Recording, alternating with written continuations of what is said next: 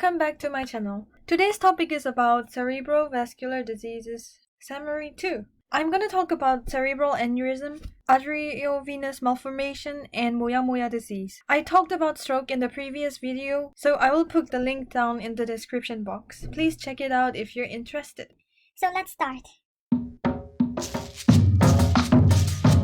Cerebral aneurysm means dilation or ballooning of the blood vessel due to the weakness in the wall of a cerebral artery or vein. So this is a cerebral aneurysm, and the causes include hypertension, infection, head trauma, and birth defect. If your blood vessel is defected congenitally, if there is hypertension and infection added to the cause, then the weak spot is gonna get worse and it will eventually dilate and form the cerebral aneurysm. 90% of cerebral aneurysm is found in the circle of Willis. The usual onset of cerebral aneurysm is found in 30 to 60-year-old people. There are two types of cerebral aneurysm. They are secular aneurysm and fusiform aneurysms. Secular aneurysm, also known as berry aneurysm, are the most common form of cerebral aneurysm. These are more common as well as more likely to rupture. The fusiform aneurysms represent a widening of a segment of an artery around the entire blood vessel rather than just arising from the side of an artery's wall. They have an estimated annual risk of rupture between 1.6 to 1.9%. Secular aneurysms are usually found at the bifurcation point between two arteries. Cerebral aneurysms are mostly seen at the bifurcations, and the most common sites include anterior communicating artery, which is here,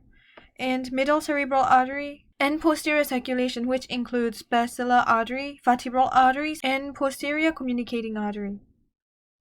The posterior circulation has a higher risk of rupture. Cerebral aneurysms are mostly asymptomatic, but if it is a big aneurysm, the symptoms can be seen due to the compression on the nerve. The symptoms include headache, eye pain, eyesight problems, double or blurry vision, mydriasis, and drooping eyelid. Ruptured aneurysm is the most common underlying cause of subarachnoid hemorrhage. It causes the increase in the intracranial pressure, thus causing the symptoms such as sudden severe headache, vision abnormalities, loss of consciousness, dizziness, nausea, vomiting, nerve stiffness, or pain. You may also see the Kernig sign and Brudzinski sign. They are the signs of meningism. Now let's see about the treatment of the aneurysm. If the aneurysm is asymptomatic, then we will do the conservative treatment, which includes observation or blood pressure control. However, if the aneurysm is likely to rupture or if it is showing symptoms, then we will do surgical clipping or endovascular coiling. Surgical clipping means opening a hole in your skull and clipping at the stem of the aneurysm, like this. Endovascular coiling means putting in the catheter from your groin and go to the location of the aneurysm through your blood vessels to fill the aneurysm with the material that closes off the sac and reduces the risk of bleeding. So it blocks the blood flow into an aneurysm. Ruptured aneurysm is very dangerous and it is a medical emergency. Next, we're going to talk about arteriovenous malformation. Arteriovenous malformation is a congenital problem, and it is an abnormal connection between the arteries and veins without passing the capillary system. Usually, there is always the capillary system between the arteries and the veins, but in the arteriovenous malformation, it bypasses the capillary system and disrupts normal blood flow and oxygen circulation.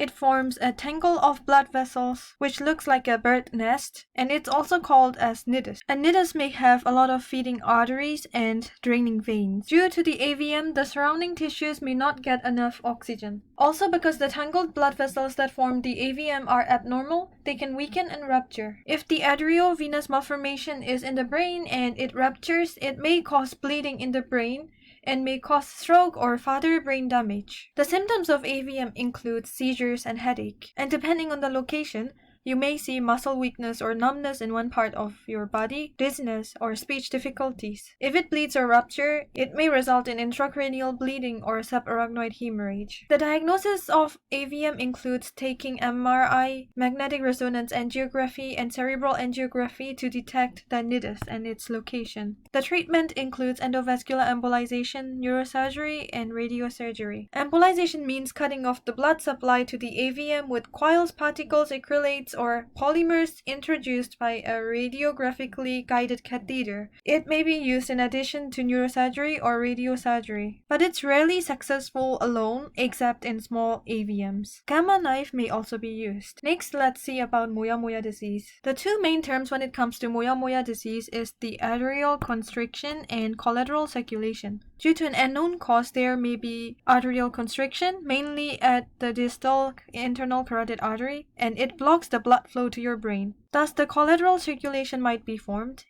And because it's abnormal, it is small, weak, and prone to bleeding, aneurysm, and thrombosis. In the MRI angiography, it is shown as an appearance of puff of smoke, which is Moyamoya in Japanese. The treatment include drugs such as antiplatelet drugs, including aspirin, are given to prevent clots, but surgery is usually recommended. This is the end of my video. If you liked this video, please don't forget to hit the subscribe button over there for upcoming contents. Thank you very much for watching.